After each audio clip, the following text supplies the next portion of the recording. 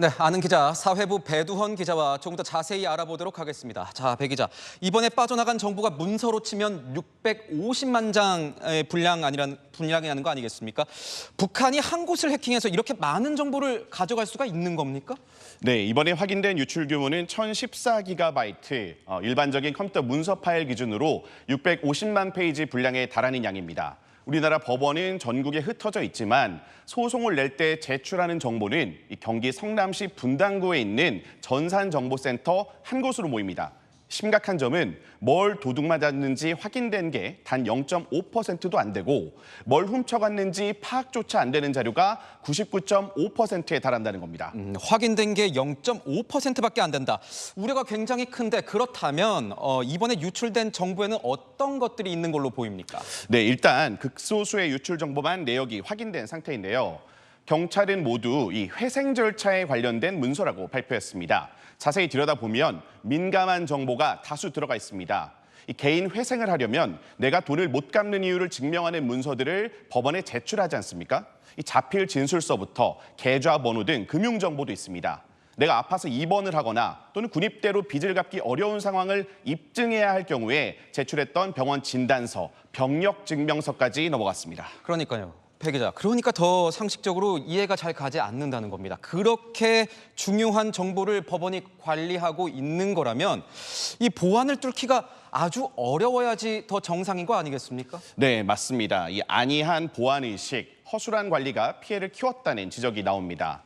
이 대법원 전산망 관리자 계정의 일부 비밀번호는 123QW2처럼 단순한 배열로 돼 있었습니다. 일부 계정은 무려 6년이 넘도록 비밀번호를 바꾸지 않았고요.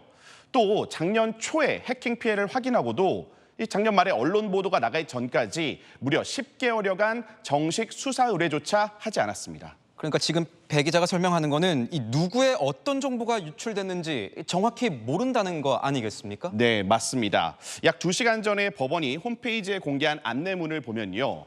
유출된 자료에 상당한 양의 개인정보가 있는 것으로 추정되나 구체적인 내역과 연락처 등을 전부 파악할 수 없다고 공지했습니다. 한마디로 누가 피해를 받는지 모르겠다는 겁니다.